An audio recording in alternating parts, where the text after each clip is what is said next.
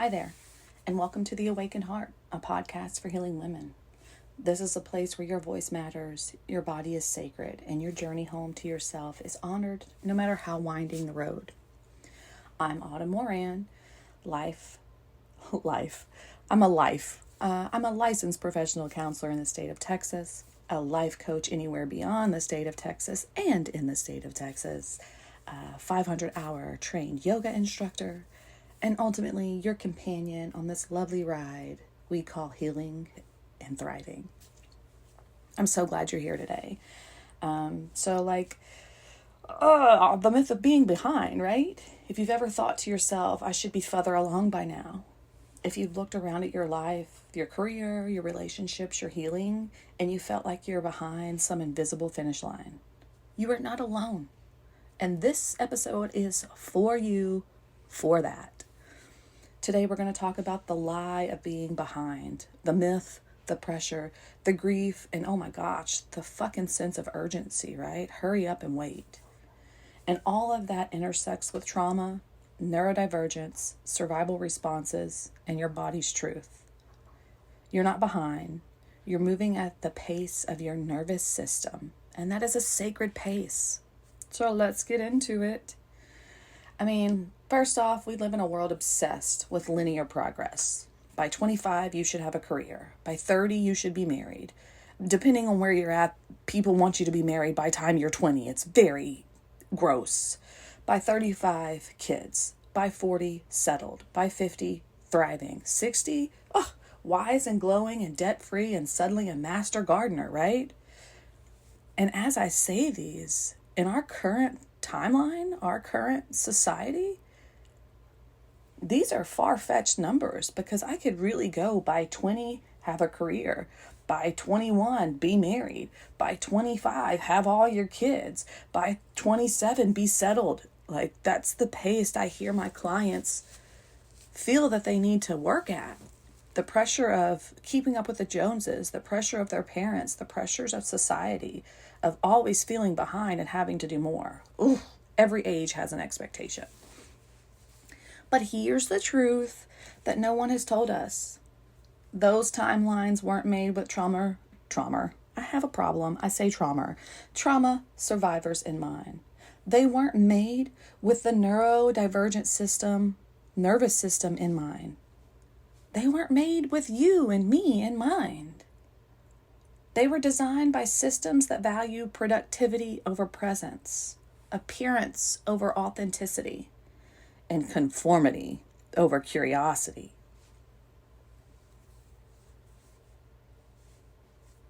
So this is what a scholar, Elizabeth Freeman, calls chrononormativity, a term that describes how society disciplines us into rigid timelines to appear normal, successful, or worthy. But our bodies don't run on chrononormativity. They run on rhythm, regulation, readiness. And if you grew up in chaos, if you didn't feel safe enough to explore or rest or just be, then your timeline was hijacked by survival. You may have spent your 20s caretaking. You may have spent your childhood caretaking for your siblings, for your parents, for whoever was in your life, not doing their job. You could have spent your 30s or some of your 20s recovering from burnout. I often see young clients coming out of high school, going into college, burn the fuck out. These kids have been ran ragged their whole childhood, having to do all the things and be the best. So burnout comes at all ages now. Or your 40s, figuring out who you are for the very first time. It takes time to get out of survival mode, so it may be the 30s or 40s when you start to find yourself, and that's okay. None of that is a failure. It's just information. It's just your body's honest, unedited timeline. In the polyvagal theory, the nervous system can only access growth, connection, and creativity when we feel safe. In other words, if you've been stuck in survival mode, fight, flight, freeze, or fawn, you physiologically could not progress the way others did. You could not keep up with your peers, even if you tried. It wasn't a lack of motivation. It was biology. It is biology. You're not lazy. You weren't lazy. You were protecting yourself. Let's say you've spent years feeling behind because you didn't go to college, or because your marriage ended, or because your healing from trauma took everything out of you. What if we stopped asking, why am I not there yet? And started asking, what was I surviving that no one saw? I'm going to say that again because that's huge. Instead of saying, why am I not there yet? Why me? Ask yourself, what was I surviving that no one saw? Hold space for that. Heal that. Because when we slow down and honor what we've lived through, we stop measuring ourselves by someone else's clock. We come home to our own rhythm. And from that place, my dears, healing actually becomes possible. So let's talk about the pressure to catch up. That frantic, almost panicked energy that says, I wasted too much time. I should already know how to do this. Oof, everyone else is ahead of me. I hate that one. I'm failing because I'm still figuring it out. We're all figuring it out, dear. That pressure, that anxiety, that urge to do everything all at once, it's not just cultural, it's personal. It's often a trauma response. In cognitive processing therapy, CPT, not cognitive behavioral therapy, please do not confuse the two, because I'm not a big fan of CBT, but CPT, whew, chef's kiss. So when we look at the meanings we've attached to events in our lives, especially the beliefs we've formed about ourselves, when we experience trauma, especially early or complex trauma, we often develop deep-seated beliefs about ourselves, like I'm not enough. I have to prove myself no matter what. I have to be perfect. Success is survival. So when we're not where we think we should be in life, those beliefs get loud. And suddenly, catching up feels like the only way to feel safe again. But here's the problem. You cannot rush your way out of a trauma response. You can't self-abandon fast enough to feel worthy. In DBT, dialectical behavior therapy, there's a skill called checking the facts. Ask yourself, is this urgency coming from the present moment or from an old pain? Is this urgency coming from the present moment, right now, who I am right now, or from an old pain, old me, an old version of me, a hurting, survival mode version of me, a fawning version of me? Is this actually about needing to be somewhere by now? Or is it about the grief of having never felt safe enough to start sooner? In fact, that hurts, right? That's such a hard answer, such a good question, right? It's about the grief of having never felt safe to start sooner. Feel that grief, acknowledge that grief, that sadness, that loss, that opportunity that you didn't get. For a lot of women, especially us neurodivergent women, women of color, women raised in survival mode, the urgency is a mask, a coping strategy, a disguise for grief. We weren't just trying to succeed. We were trying to belong, to be good, to be safe. Oh, and so much so to be seen. So many of us became high achievers out of fear, not joy. So many of us said yes to everything because we believed being liked would protect us. So many of us have tried to bypass pain through perfection. But that's not failure, not at all. That's your nervous system doing its job, trying to keep you safe. But just because it once served you doesn't mean it has to lead you now.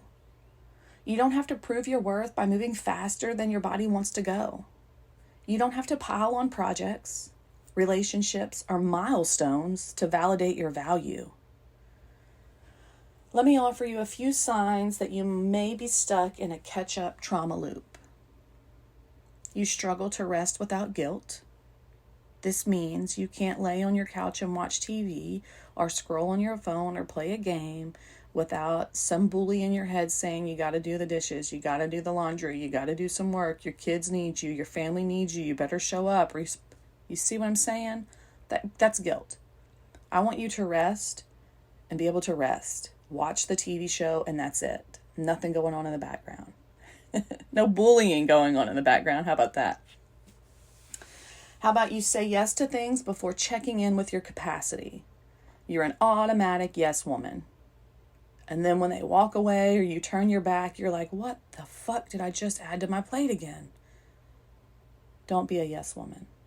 Be a I'll get back to you. I'll be a let me think about it. Let me check my calendar. I'm not quite sure yet woman. Give yourself space type woman. Or you often feel like you're behind, even if you're objectively doing well. Your peers think you're doing well, but something about you feels behind. You can even get validation from your peers, but you still feel last place. Or you compare your pace to others, even if your path is completely different. I mean, this is like comparing yourself to someone who has a different career, a different lifestyle, different upbringing, like everything's different and you're trying to have the same outcome. Just stop being so mean to yourself. Okay, I kind of got on a tangent while describing these things, but does any of that sound familiar? Are you in a catch-up trauma loop? Let me say it gently. You are allowed to pause. You are allowed to go slow. Damn it, I'm going to say it again. You are allowed to go slow. You are allowed to begin again, even here, even now, tomorrow, the next day, whenever. You can change your mind at any time about anything. You are not late. It's divine timing. You're healing, which is beautiful, which is, I don't know how to explain what I want to say right now other than healing is a magnificent, beautiful, hard, tearful, heavy process, but who you are on the other side of that healing is so fucking powerful. It is worth the heaviness. It is worth the days of tears and feeling heavy because the other side is freedom. But your healing doesn't have to follow the societal calendar. Let it follow your nervous system. Let it follow your capacity, your body, and your truth.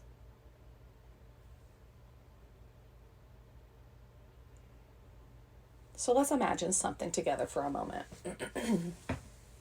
What if you stopped measuring yourself by how fast you're going and started noticing how present you feel?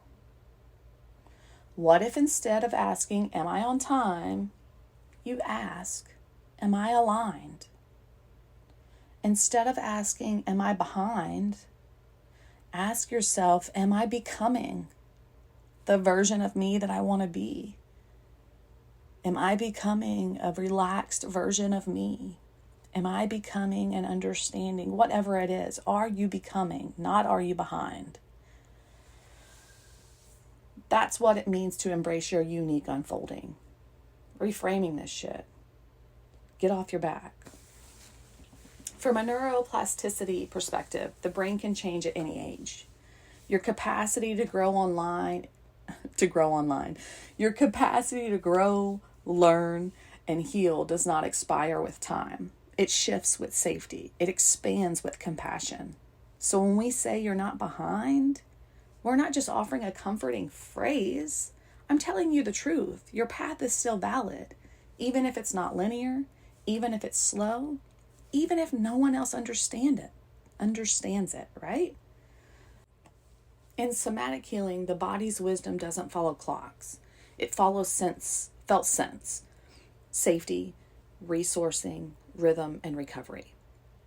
A regulated nervous system doesn't always look like productivity. Hello, words. Sometimes it looks like stillness. Sometimes it looks like saying no. And sometimes it looks like resting before you're tired, not because you're tired. That's not avoidance. That's alignment, my dear. So let's take a deeper look into this with a few CPT style reframes.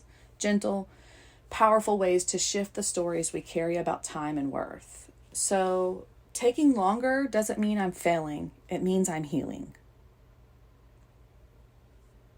Or I needed time to survive. I now give myself time to become. Acknowledging that you're moving out of survival mode and now you can become all the things you want to become. Or my slowness is not a weakness. It's an act of self-trust. Don't feed into society's rabbit pace. Go with a turtle pace. It's not weakness. It's self-trust. It's self-love. And here's the truth no timeline can account for. Your nervous system is not a machine. Your healing journey is not just a syllabus. Your joy, your rest, your purpose, and your voice were never meant to be rushed. So let's get practical. Let's have some ways. What are some ways to reclaim your pace and let your healing become a choice, not a competition? First off, create your own milestones. Forget weddings, promotions, and societal checkboxes. Try the first time you set a boundary without apologizing. Try to have a milestone of the first day I rested on purpose without guilt. How about a milestone for the first time I spoke a truth I used to swallow? Practice compassion comparison.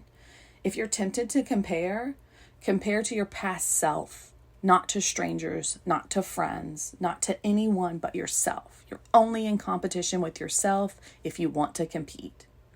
Notice how far you've come, not how far you have to go. Track expansion, not output. Journal about moments of peace, capacity, and clarity. Those are the real markers of growth, not what you productively did that day, not what you accomplished that day, but how you felt, where your peace was, where your capacity was. If anything has come clear to you that day, or if anything's fuzzy and you need clarity. Say no faster, say yes slower.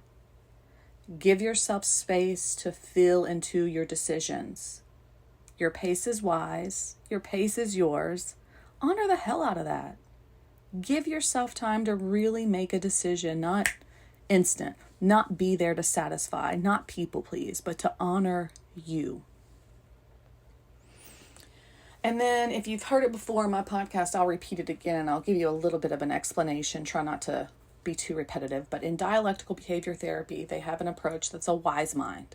It is believed that we have 3 states of mind: a rational mind, emotional mind, and the ever wanted wise mind. Emotional mind is what it is. We're in our emotions. It's hot, it's heavy, it's not rational. It's not based on facts. It's only based on feeling. Excuse me. And then rational mind is what it's called. It's rational. It's calm, it's cool, it's cold, it's collected. It's based on facts. It's very rigid. And what DBT asks you to do is to be a little bit of both in the wise mind, the present moment, without judgment. Nothing's good or bad. Nothing's right or wrong. It's just what is. If you have a problem, let's create a solution. Some SMART goals, some plans. So ask yourself, to get to wise mind, what's the emotion here? What's the facts? What's the next kind, true step forward? You are allowed to move at the speed of safety. You are allowed to rise slowly. You are allowed to unfold without explanation. Please, don't feel you need to explain your healing. If they don't get it, they don't get it. If they want to know and are curious and supportive, have a convo. But if it doesn't become supportive, shut it down. You owe no one nothing. This is for you. There is no prize for pushing through pain. We do not get gold stars for sticking through it. We do not get gold stars for being strong. We just get burnt out.